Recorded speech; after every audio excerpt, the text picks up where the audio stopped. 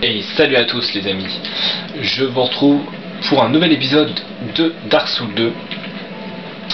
Alors aussi, j'ai oublié de vous préciser, donc que ce soit pour Dark Souls 2 ou Darksider 2, c'est un choix, c'est ce que j'ai décidé de faire. C'est que je vais faire 2 vidéos par 2 vidéos à chaque fois, que je posterai. Donc une journée ça sera 2 vidéos de Dark Souls 2 que vous aurez, la journée d'après ça sera 2 vidéos de Darksider 2, etc. J'essaierai de maintenir ça chaque jour, alterner l'un et l'autre. Donc ce que je veux dire, c'est que ce que je vous ai dit dans la vidéo précédente, là j'enchaîne la vidéo, donc en fait j'ai pas spécialement eu de retour ou quoi que ce soit. Donc les retours je les aurai peut-être 2-3 jours après. Donc voilà. C'était pour vous préciser ça. Hein. Je pense que je l'avais dit, mais bon, on sait jamais. Enfin bref, voilà. Donc j'espère que vous allez tous bien, mes petits loulous, et bon, on se retrouve pour la suite. Donc de Dark Souls. Hop. Là il y avait un petit objet que je n'avais pas récupéré. Pour l'instant on progresse plutôt bien. Je vous ai montré la fin de la zone des flammes de Haid dans la vidéo précédente. Et on a débloqué l'accès au niveau du quai de la désolation. Donc ça c'est plutôt cool. Donc à l'avenir si on veut y retourner, il suffira de se téléporter là-bas. Pièce rouillée.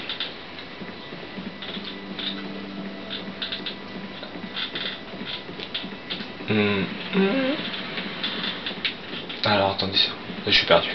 Voilà.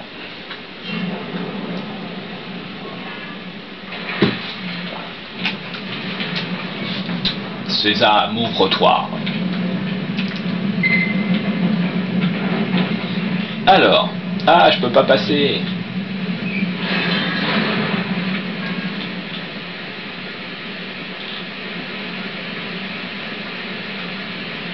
Donc là on est dans une grotte. On va se laisser tomber. Hop là, il y a un petit coffre à récupérer. Effigie humaine. Alors attendez, il faut juste que je me rappelle une certaine touche. Non, c'est pas celle-là la touche. Voilà, c'est la touche pour sauter. Parce que c'est vrai que là faut appuyer sur LS pour sauter. Bon après vous pouvez remettre dans les paramètres l'ancienne version, c'est-à-dire appuyer sur rond 2 fois. Et donc là normalement vous pouvez sauter ici. Os de retour. Bon après si vous avez peur, vous n'osez pas faire le saut, vous avez juste en fait vous suivez le chemin normal en fait et vous arriverez ici, là-haut. Donc voilà, vous venez ici et bon après vous longez sur la droite pour atteindre l'objet. Donc là des nouveaux ennemis, des espèces de fantassins morts-vivants. Vous avez vu, on leur fait quand même assez mal. Donc restez quand même protégés parce que là-bas vous avez un archer ou 2 je crois. Donc là vous arrivez dans une nouvelle zone, donc je vous conseille si vous débutez dans le jeu, attirez-en un, tournez autour pour voir un peu leur style d'attaque, comment ils réagissent.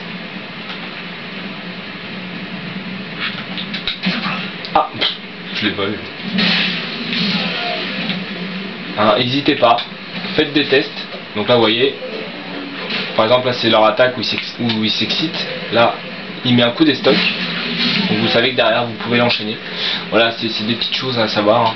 Après bon, vous avez toujours le système de parer pour faire des contres. Donc ça j'ai jamais été vraiment fan et adepte de ce genre de choses. Hop là, on esquive. Donc là dépêchez-vous de le tuer parce que derrière vous en avez un qui arrive. Donc là, voilà, attention, parce que lui c'est pas un mec avec une dague, lui c'est un mec qui a un bouclier et une épée, donc c'est pareil, il a un pattern différent. Souvent son attaque normale elle se décompose de 3 coups. Donc une fois que vous savez ça, vous esquivez. Donc lui attention parce que en fait il est pas mort. Voilà. Objet droit devant, mais attention embuscade. Donc ça c'est cool, c'est pas un message fake. C'est vrai que vous venez ici récupérer l'objet, vous pensez que le mec il est mort, et pendant que vous venez récupérer l'objet, il se lève et il vient vous attaquer. Le petit filou. Hop. Donc là-bas il y a un objet à récupérer. Alors,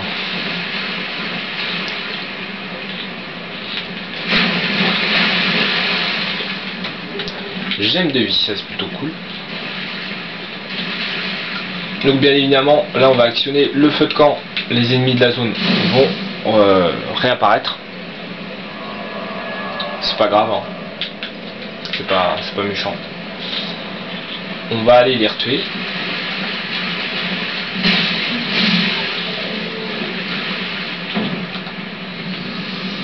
Après vous pouvez, voilà, faire une attaque sautée. Donc comment je fais ça?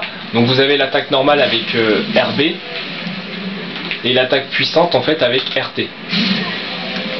Et pour faire donc l'attaque sautée puissante, vous faites l'analogique LS plus RT. Comme par hasard, j'ai pas réussi. Ah. Vous savez qu'il y a un ennemi. Je vais essayer. Pas sur celui-là. Hop, après toujours l'histoire du backstab.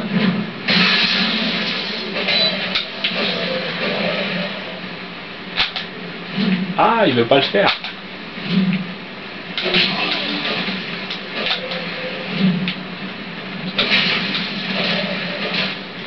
Tu m'enquiquines toi. Ah bah voilà, bon, sauf qu'il m'a contré, mais voilà. Vous faites LS. Vous faites LS en fait. Et RT, et du coup vous faites une attaque puissante. Ah bah dis. Alors.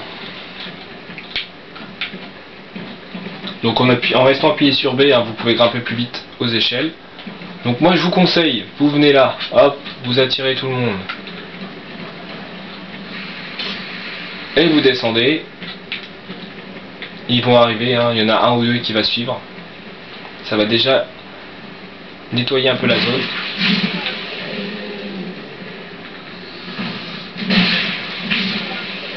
Hop, un troisième. Hein, comme je vous expliquais, c'est vraiment par souci de... pour vous faciliter la vie. Hein. C'est un Dark Souls. Moi je dis, si on peut se faciliter la vie, faut pas hésiter. Ah, je prends mon objet. Merci, j'aime de vie. Voilà. Ah, bah lui il est mort. Donc voilà, ouais, faut pas hésiter à vous faciliter la vie. Hein. Plutôt que de foncer tête baissée sur les ennemis. Donc là vous avez... attendez, je regarde juste. Personne ne me suit, c'est bon? Non. Ici, vous voyez là-bas en contrebas, vous avez un objet à récupérer. Je crois que c'est une gemme de vie radieuse. Hein. C'est vraiment un objet pourri, ça sert à rien. Et pour aller récupérer, bah, vous sprintez au niveau d'ici. Et vraiment là au bord, vous sautez. Et bah, si vous avez de la chance, vous atterrirez de l'autre côté. Ah, bon, bah là il y a quelqu'un qui m'envahit.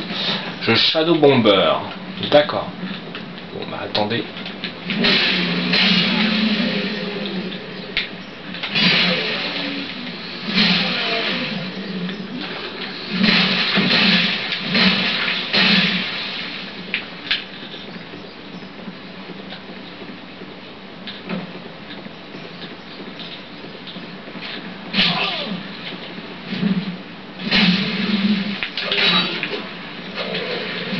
Oh, le boulet il est mort. Bon bah c'est cool. Je l'ai buté. Bon, c'était pas vraiment un spectre très dangereux, hein, parce que je peux vous garantir qu'il y en a, ils sont carrément balèzes. Il n'y a rien à dire là-dessus. Franchement en PVP je suis pas mauvais. Après le petit souci, c'est ça aussi qu'il faut que les gens y comprennent.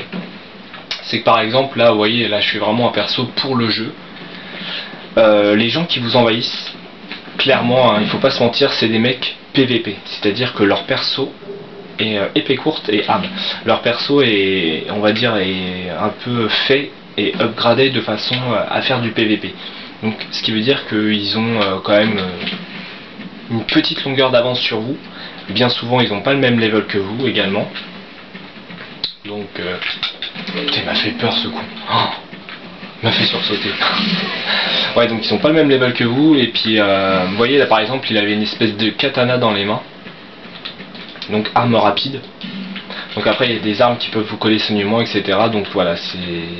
Le mec c'est vraiment pour du PVP quoi. En général quand ils vous envahissent comme ça... Donc c'est pour ça si des fois vous mourrez, Voilà. Bon, après vous pouvez aussi être nul en PVP, ça c'est clair. Mais moi globalement, quand on m'envahit, bon bah j'essaie de les tuer, et puis ça passe, ça passe, ça passe pas, ça passe pas. Lui, vous pouvez pas lui parler, vous pouvez seulement l'attaquer. Si vous le tuez, c'est pour récupérer une épée qui fait des dégâts électriques, qui est plutôt pas mal.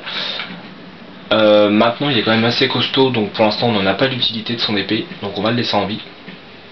On ira le tuer plus tard. Donc là attention ici. D'accord. On arrive à se louper tous les deux. Donc vous avez un ennemi qui est caché. Et là...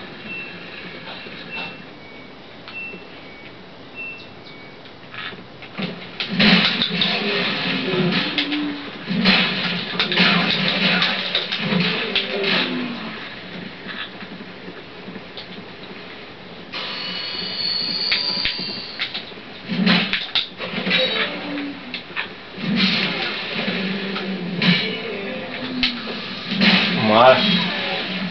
J'ai fait une petite erreur là, au niveau du combat, j'ai failli prendre cher. Je crois qu'il y a un objet ici caché. Ouais. Carreau en bas. Ouais, donc voilà, et le mec, ouais, clairement, j'ai vu, il est arrivé sur moi, pourtant il savait que j'étais là, parce que j'ai tué les deux mecs. Il a paniqué, hein, tout simplement. Alors eux, ils sont assez... Voilà, attendez, qui l'a attaqué? Voilà. Pourtant, ouais, enfin, ça se voit, il était vraiment pas... le mec, je l'ai touché, il a paniqué. C'était pas vraiment... j'ai pas de mérite à l'avoir tué, en fait. Hein, c'était pas quelqu'un de dangereux. Donc là, attention, parce que vous en avez un là-haut qui vous envoie des bombes.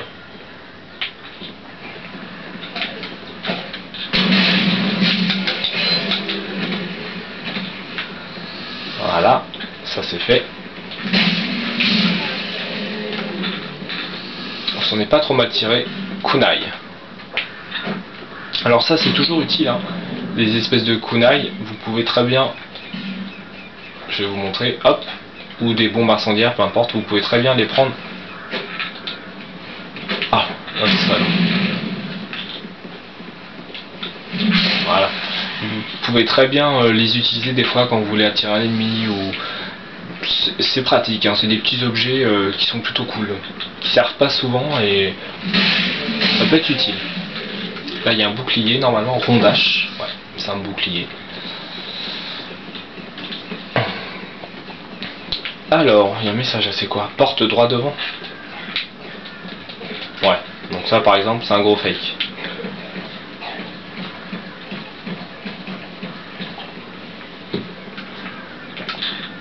De toute façon la plupart des passages secrets, des raccourcis, enfin des trucs je les connais, donc moi je pourrais vous les montrer. Donc là c'est pareil, des nouveaux ennemis où il va falloir apprendre leur façon d'attaquer. Donc que ce soit ceux avec une grosse épée ou ceux avec une hallebarde. Il va falloir apprendre à...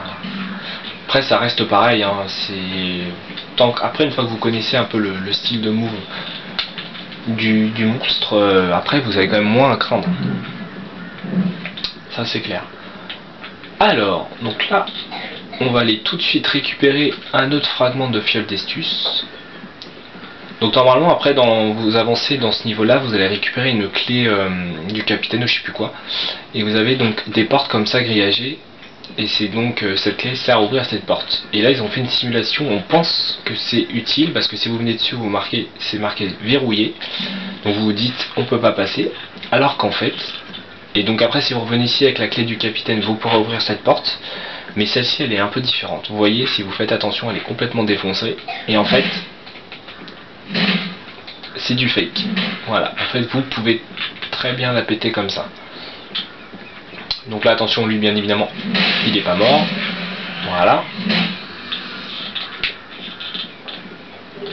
Hache légère, ça c'est cool. Les coffres, par contre là pour savoir si c'est un mimique ou pas, j'ai jamais vraiment compris le système. Je sais pas à quoi on le voit, mais de toute façon voilà, vous mettez un coup dessus comme ça. Si jamais il se réveille pas, c'est que c'est pas un mimique. Petit bouclier en cuir, poudre de réparation. Alors par rapport au premier Dark Souls, c'est clair que dans celui-ci les armes s'usent beaucoup plus vite. Hein. Vous voyez là je suis à 21% sur 60, enfin je suis à 21 sur 60, donc elle va bientôt se casser. Donc faut que je fasse attention à ça. Pour les réparer, vous allez en fait à un feu de camp, vous vous reposez et ça répare automatiquement tout votre stuff, donc d'armes et d'armure.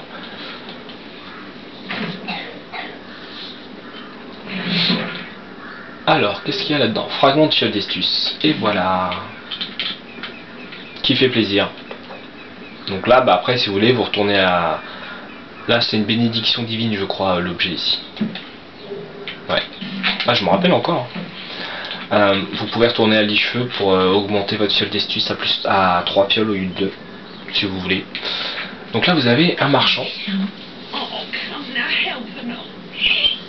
Donc elle, en fait, si vous lui achetez jusqu'à, je crois que c'est 12 000 ou 8 000, je sais plus. Je crois que c'est 8 000 plutôt. Si vous lui achetez pour 8 000 de marchandises, peu importe lesquelles, elle vous donne un anneau. Et clairement, ça vaut vraiment le coup de le faire très très vite. Comme ça, vous vous équipez de cet anneau. Je crois que c'est un anneau qui vous augmente la quantité d'âme quand vous tuez un ennemi. Je sais plus si c'est d'âme ou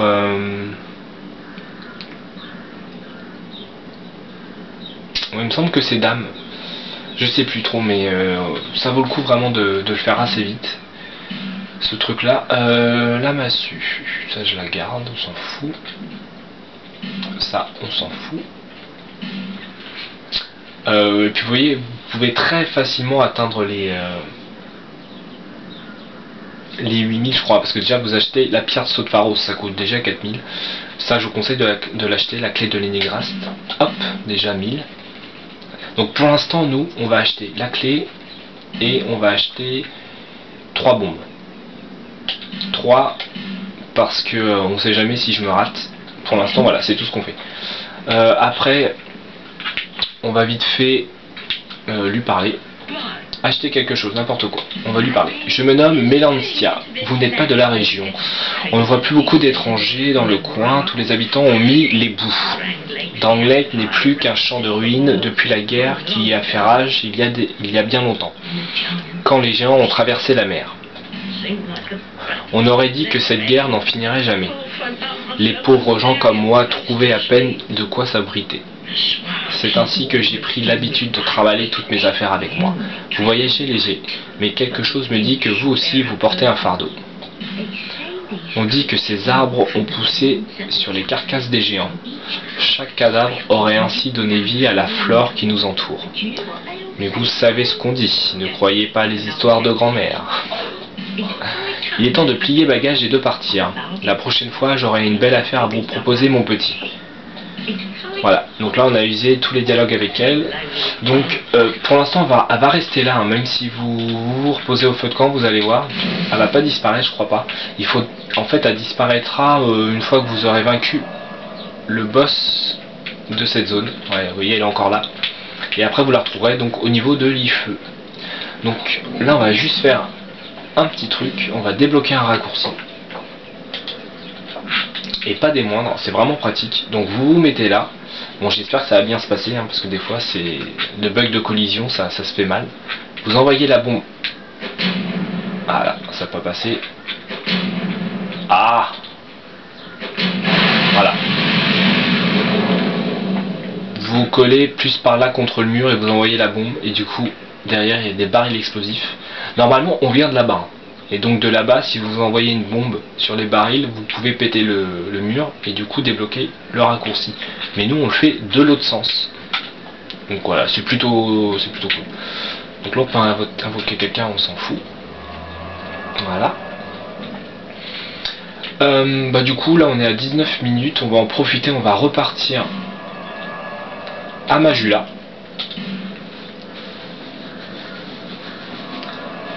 On va repartir à Majula, on va récupérer une nouvelle fiole d'estus. On va utiliser la clé de l'Énigrast. Donc une fois que vous aurez vaincu le boss de la zone où on est actuellement, là-bas, au niveau de la forêt, elle disparaîtra et elle apparaîtra ici en fait. Elle sera couchée là, à cet endroit là. Parce que c'est vrai que des fois pour retrouver les PNJ c'est pas évident. La clé de l'Énigrast, c'est pour ouvrir ici. Lenigrast, c'est le personnage qui est là, c'est le forgeron. Donc justement, si vous lui parlez, il vous dit que il est à la recherche. En fait, il cherche un moyen de rentrer dans son atelier, mais il n'y arrivait pas. Voilà. Donc on lui a ouvert sa porte, comme ça il va pouvoir à nouveau forger. Là vous avez un arc, toujours pratique à récupérer. Donc pour l'activer, ce personnage là, ça va très vite, hein. Vous allez juste au feu de camp, vous vous reposez, et il sera dans son atelier. Donc là en partant de là c'est cool parce que vous pouvez, grâce à avec des fragments de titanite et tout, vous connaissez peut-être premier Dark Souls, vous pouvez augmenter et améliorer votre équipement. Vous pouvez réparer vos armes. Et donc là vous voyez par exemple, pour augmenter ma masse donc de dégâts, je passerai de 120 à 132, il me faut un fragment de titanite. Et pour l'instant on n'en a pas trouvé, donc je peux pas l'augmenter. Donc tant pis. Hop, vous pouvez lui parler si vous voulez. C'est vrai que je vous ai pas montré un peu toute cette zone. Un autre personnage qui est important, c'est je sais plus comment il s'appelle, Checkmat, le chat là. Il est où le chat? Il est là. Bon on s'en fout, on va pas écouter tous ces dialogues. Chalquoir, voilà. Donc vous pouvez lui acheter des objets, donc c'est très utile. Des os du retour, c'est toujours pratique, mais surtout elle a des bagues. Donc l'anneau de l'œil maléfique restitue des points de vie pour chaque ennemi vaincu, ça c'est connu. L'anneau félin, donc ça réduit les chutes, ça réduit les dégâts causés par les chutes, ça c'est pareil, c'est très pratique. Facilite la détection par les ennemis, ça voilà. Donc ça, l'anneau cartouche, c'est pratique pour tous ceux qui veulent jouer en coop, ça facilite les connexions. Et l'anneau des murmures permet d'entendre les voix des ennemis, donc ça c'est pratique, ça peut être utile pour 2 ou 3 quêtes annexes. Voilà. Bon après ils sont assez chers, vous avez vu 5800, nous pour l'instant clairement l'anneau qui nous intéressera, ça sera l'anneau félin. Mais il coûte quand même 13 000, donc c'est pas rien. Voilà, vous avez aussi un autre vendeur, vous avez un vendeur qui se trouve ici. Donc lui en fait, vous écoutez son histoire, il a pas de sous, il est pauvre. Et plus vous lui achèterez d'objets, jusqu'à une certaine somme en fait, et après il passera des caps et il vous vendra des armes et des armures beaucoup plus intéressantes. Donc voilà, après ça vaut aussi le coup de, quand vous avez plein d'âmes après par la suite, de le faire.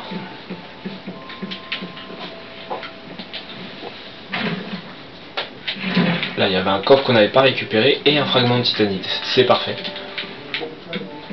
Donc du coup vous savez ce qu'on va faire. On va clôturer cette vidéo par le manoir qui est là. Pour l'instant on peut pas y aller, on n'a pas la clé. Voilà, donc c'est vrai que mon let's play sur Dark Souls, ça va être quand même beaucoup plus un guide pour ceux qui connaissent pas ou ceux qui ont galéré ou qui veulent progresser dans le jeu. Voilà, je vais vraiment vous donner tous les conseils que moi je connais. Vous pouvez lui acheter des fragments de titanite, ça coûte 800 le fragment. Donc nous on va renforcer notre masse, voilà, aller à plus 1. Maintenant pour la passer à plus 2 il faudra 2 fragments de titanite. Donc on pourra toujours voilà, lui en acheter 2. Donc après voilà, ce genre de choses, si jamais moi par la suite j'ai envie de jouer, que je veux faire un peu d'âme, pas pour passer de level mais pour m'acheter 2-3 objets, pour augmenter mon arme, etc. Ça j'ai pas besoin de le faire en vidéo. Vous inquiétez pas, dans la vidéo suivante je vous le dirai, je vous dirai par exemple j'ai passé mon arme à plus 4, etc. Ça je veux dire c'est pas vital à voir ça. Voilà, écoutez, encore une fois je vais m'arrêter là, je pense que c'est plutôt pas mal, on est à 25 minutes. Donc j'espère que ça vous fait plaisir, ce petit let's play, et puis je vous retrouve très vite pour la suite de cette aventure. Allez, ciao mes petits loulous, bye bye.